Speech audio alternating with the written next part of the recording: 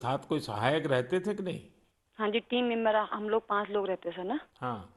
तो उसमें डॉक्टर हो गए, फिर एएनएम हो गई, फार्मासिस्ट हो गए, आशा हो गई और डाटा एंट्री ऑपरेटर हो गए। अच्छा, वो डाटा एंट्री वहाँ कनेक्टिविटी मिल जाती थी या फिर बागेश्वर आने के बाद करते थे? सर कहीं कहीं मिल जाती है, कहीं कहीं बागेश्वर आने के बाद करते थे हम लोग।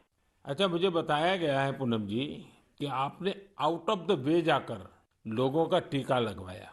ये क्या कल्पना आई आपके मन में, विचार कैसे आए और कैसे किया आपने? हम लोगों ने पूरी टीम ने संकल्प लिया था कि हम लोग एक भी व्यक्ति छूटना नहीं चाहिए, हमारे देश से कोरोना बीमारी दूर भागनी चाहिए।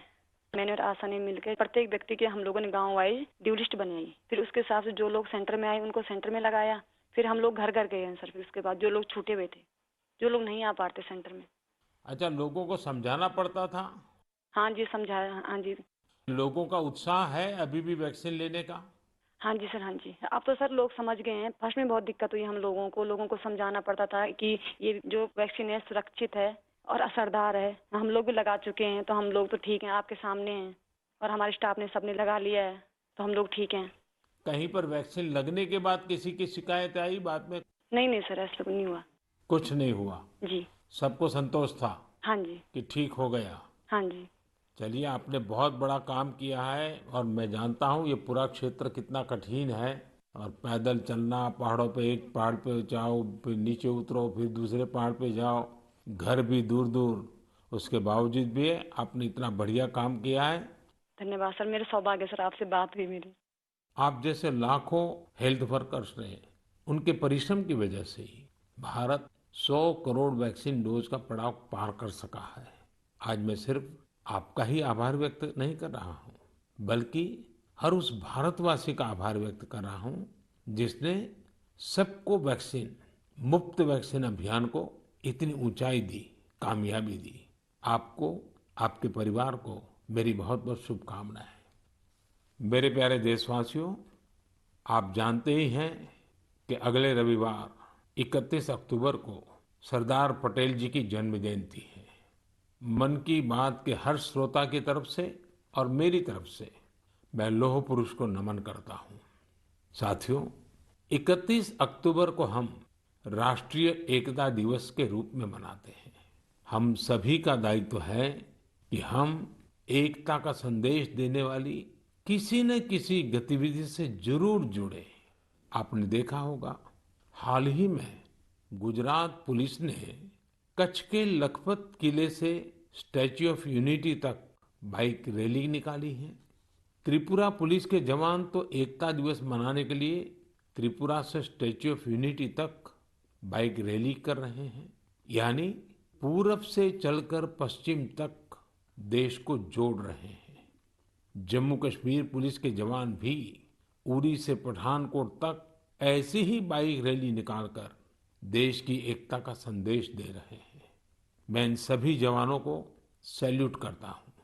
जम्मू कश्मीर के ही कुपवाड़ा जिले की कई बहनों के बारे में भी मुझे पता चला है। ये बहनें कश्मीर में सेना और सरकारी दफ्तरों के लिए तिरंगा सिलने का काम कर रही हैं। ये काम देशभक्ति की भावना से भरा हुआ है। मैं इन बहनों के जज्बे की सराहना करता हूँ। आपको भी भारत की एकता के लिए, भारत की श्रेष्ठता के लिए कुछ न कुछ जरूर करना चाहिए। देखिएगा, आपके मन को कितनी संतुष्टि मिलती है।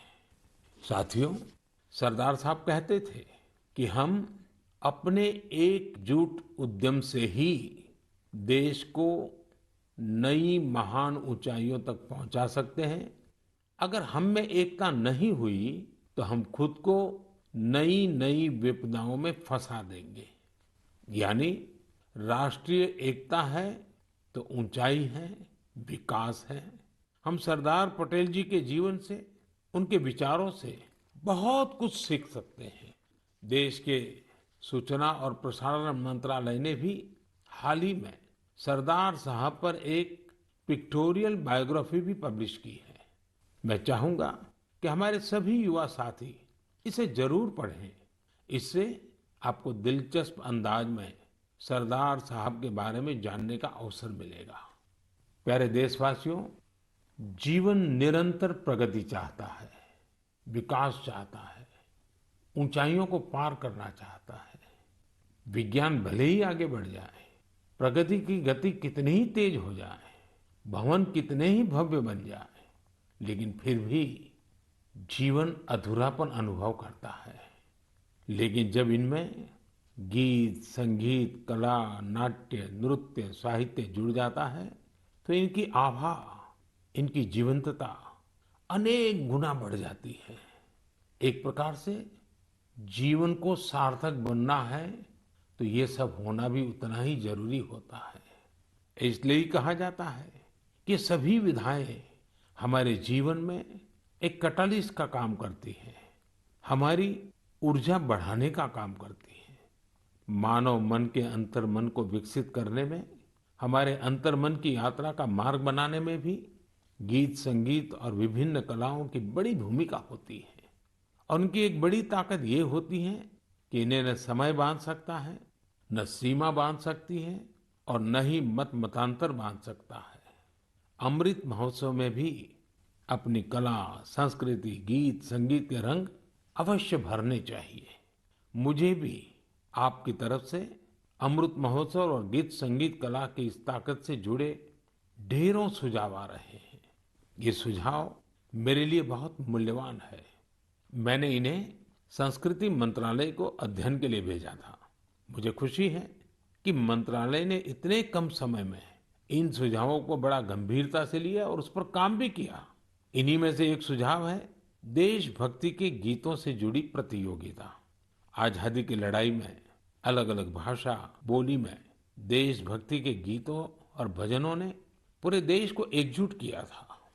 अब अमृतकाल में हमारे युवा देशभक्ति के ऐसे ही गीत लिखकर इस आयोजन में और ऊर्जा भर सकते हैं।